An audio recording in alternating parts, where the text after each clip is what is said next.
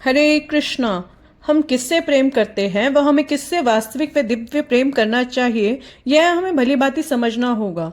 देहात्म बुद्धि अर्थात भौतिक जगत में मैं ये शरीर हूँ समझने वाले लोग प्रायः अपना प्रेम पति पत्नी संतान मित्र रिश्तेदारों में बांटने का प्रयास करते हैं।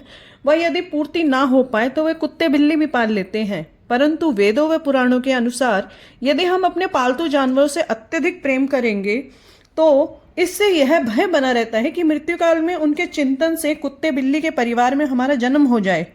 श्रीमद् भगवद गीता में भगवान श्री कृष्ण स्पष्ट बताते हैं कि यम यम वापि स्मरण भावम तेजत अंते कलेवरम तम तमेवति कौन्तेया सदा तद्भाव भावितः।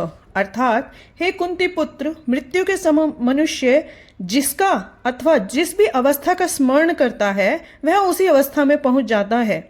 एक अन्य उदाहरण में श्रीमद् भागवतम से, जिसके अनुसार एक महान योगी तपस्वी जड़ भरत का हिरण के प्रति प्रेम व अंतिम क्षण में हिरण का विचार करने से उन्हें अगले जन्म में हिरण रूप में जन्म लेना पड़ा। अतः हमें मानवता के नाते उनका पालन पोषण सेवा करना चाहिए, परंतु अपनी आसक्ति व दिव्य प्रेम एकमात्र श्री कृष्ण से ही करना चाहिए। यही प्रेम नित्य व अटूट है।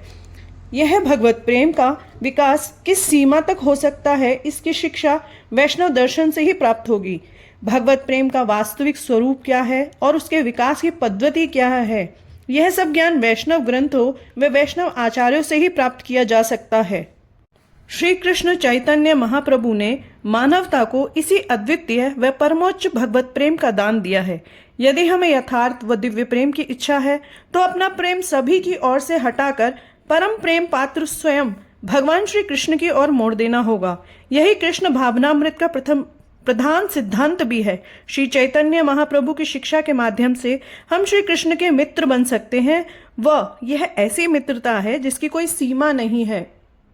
यह श्री चैतन्य चरितामृत ही नहीं अपितु श्रीमद् भागवत का भी सिद्धांत है। संसार के किसी अन्य साहित्य में भक्त द्वारा भगवान के साथ पुत्रवत व्यवहार नहीं मिलता।